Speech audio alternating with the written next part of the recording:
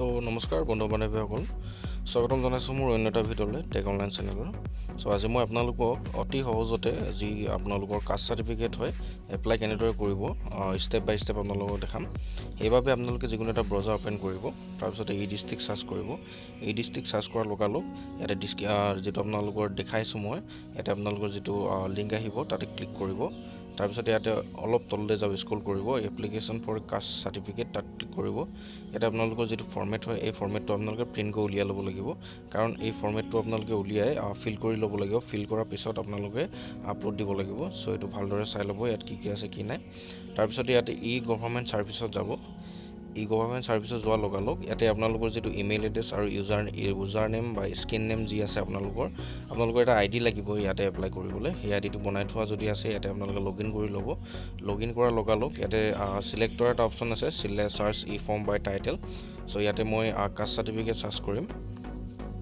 Caste certificate search কৰাৰ পিছত ইয়াতে গোত ক্লিক কৰিব গোত ক্লিক কৰাৰ লগালগ আপোনালোকৰ এটা অপচন আহি যাব এপ্লাই তলতে অনলাইনৰ অপচন আছে সো এটা অনলাইনত ক্লিক কৰিব সাবমিট অনলাইন কৰিব তাৰপিছত নিউ টেব এটা ওপেন হৈ যাব সো ইয়াতে আপোনালোকৰ এপ্লিকেশ্যন ফৰ কাষ্ট চাৰ্টিফিকেট জাতিৰ প্ৰমাণপত্ৰৰ বাবে আবেদন লিখাকে আহি যাব ইয়াত অলপ সময় আপোনালোকে ৱেইট কৰিব ইয়াতে পুৰা ফুল লোডেড হৈ যাব এখন এপ্লিকেশ্যন ফৰ্ম ইয়াতে আপোনালোকৰ language of certificate English Bengali Bodo আছে ইয়াতে আপোনালোকে কি দিব বিচাৰে ইয়াতে সিলেক্ট কৰি ল'ব আপোনাৰ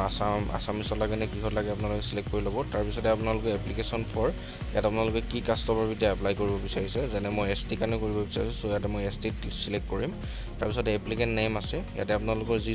যাৰ বাবে এপ্লাই কৰিব বিচাৰিছে তাৰ নামটো লিখিব তাৰপিছতে আপোনালোকে নেক্সট ইয়াতে জেন্ডাৰ আছে জেন্ডাৰটো আপোনালোকে সিলেক্ট কৰিব জেন্ডাৰটো সিলেক্ট কৰাৰ পাছত নেক্সট ইয়াতে যেটো মোবাইল নম্বৰ হয় এই মোবাইল নম্বৰটো আপোনালোকে ফিল কৰিব যেটো আপোনালোকৰ ভ্যালিড মোবাইল নম্বৰ আছে ফিউচাৰ ৰেফাৰেন্সৰ কাৰণে আপোনালোকৰ সেই মোবাইল নম্বৰটো হয়তো ওটিপি যাব পাৰে সো এতিয়াতো ওটিপি নালাগে দিবলৈ সো এটো একো চিন্তা কৰিব লগা কথা নাই তাৰপিছতে তলত আপোনালোকৰ মোবাইল নম্বৰ তলতে পান আছে পান নম্বৰ যদি আপোনালোকৰ পান কাৰ্ড আছে দেন দিব পাৰে যদি পান কাৰ্ড নাই নিদিলেও একো প্ৰবলেম নাই যদি পান কাৰ্ড আছে ইয়াতে আপোনালোকে পান কাৰ্ডটো লিখি দিব তাৰপিছতে তললৈ স্ক্ৰল কৰিব তললৈ স্ক্ৰল আহিলে আপোনালোকে বাকি অপচন দেখি পাব যেনে ইমেইল আইডি আছে ইপিআইসি নম্বৰ আছে এই তিনিটা মেন্ডেটৰি নহয় আপোনালোকে নিদিও বুলি ক'লেও পাৰে তাৰপিছতে ডেট অফ বাৰ্থ আছে ডেট অফ বাৰ্থ আপোনালোকে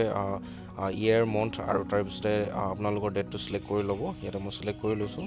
নেক্সট তলতে ইয়াতে কাষ্ট টাইপ কমিউনিটি আছে ইয়াতে কোনটো ট্ৰাইবৰ বা কোনটো কমিউনিটি হয় কোনটো কাষ্টৰ হয় আপোনালোকৰ যেটো সাব কাষ্ট হয় হেতু ইয়াতে সিলেক্ট কৰিব দিব ইয়াতে সিলেক্ট কৰিব যেনে ইয়াতে বহুকেইটা আহি যাব আমাৰ এসটি কাৰণে এটা বড়ো এপ্লাই কৰিছো বড়ো তাৰপিছত সাব কাষ্টটো মই বড়ো দিম তাৰপিছতে ফাদাৰ নেম আছে ফাদাৰ নেমটো আপোনালোকৰ দিব যেটো চাৰ্টিফিকেটত যেনেদৰে আছে ইয়াতে ফাদাৰ নেম দিব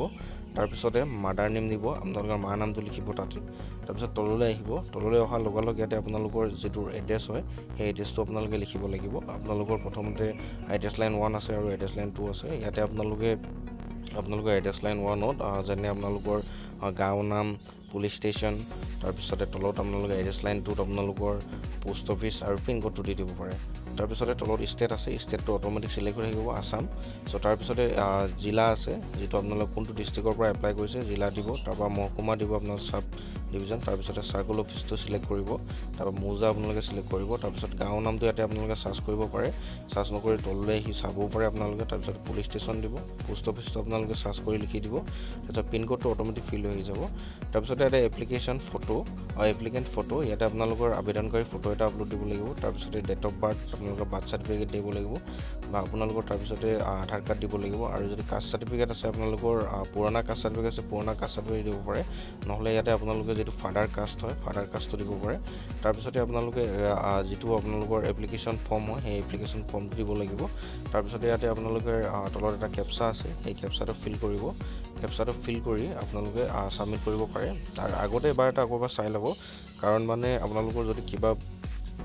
ভুলকে ডকুমেন্ট আপলোড দিয়ে বা ভুলকে লিখি দিয়ে দেন আপোনালোকৰ ৰিজেক্ট হোৱাৰ সম্ভাৱনা আছে সো ইয়াতে এবাৰ এটা চাই ল'ব প্ৰতিটো ডিটেইলছ মোৰ সব ঠিক আছে কেপচাটো ফিল কৰি মই এটা সাবমিট কৰিম সাবমিট কৰাৰ লগালগ অলপ সময় লোডিং ল'ব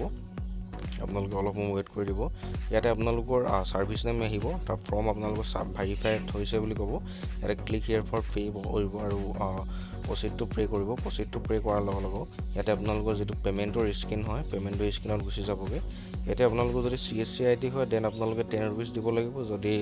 চিটিজেন ID হয় দেন আপোনালোকে 30 rupees এটা পে'মেণ্ট কৰিব লাগিব। মই অৱশ্যে এতিয়া ডিষ্ট্ৰিক্টৰ পৰা এপ্লাই কৰি আছোঁ। মই আপোনালোকৰ আৰু এটা ভিডিঅ'ত কাষ্ট চাৰ্টিফিকেট যিটো সেৱা সেতুত এপ্লাই কৰে সেই প্ৰচেছটো মই দেখাই থোৱা আছে। যদি আপোনালোকে সেইটো ভিডিঅ' চাব বিচাৰে মই চাব পাৰে। যদি আপোনালোকৰ ডিষ্ট্ৰিক্ট ID নাই, সেৱা সেতু ID আপোনালোকে চিটিজেন ID দি এপ্লাই কৰি ল'ব পাৰে। চ' এতিয়া মই এইটো আপোনালোকৰ CSC ID দি এপ্লাই কৰিছোঁ। দেন মই এটা 10 rupees পে'মেণ্ট কৰিছোঁ। তাৰপিছতে অলপ মই ৱেইট কৰিব। ৱেইট কৰাৰ লগে লগে আপোনালোকৰ যিটো কাষ্ট চাৰ্টিফিকেট ৰিচিপ্ট হয় সেই ৰিচিপ্টটো জেনেৰেট হৈ গুচি আহিব। আপোনালোকে সেই ৰিচিপ্টটো ফিউচাৰ ৰেফাৰেঞ্চৰ কাৰণে থৈ দিব, কাৰণ মানে আপোনালোকৰ 1 month পিছত আপোনালোকৰ যেতিয়া চাৰ্টিফিকেটটো ডাউনলোড কৰিব লাগিব সেই ৰিচিপ্টটো দৰকাৰ হ'ব, মানে এপ্লিকেশ্যন নম্বৰটো দৰকাৰ হয়। আৰু ঠিক তেনেদৰে আপোনালোকে যিটো কাষ্ট চাৰ্টিফিকেট হয় সেই কাষ্ট চাৰ্টিফিকেটটো এপ্লাই কৰিব পাৰিব। চ' ডেটছ ইট, থেংক ইউ।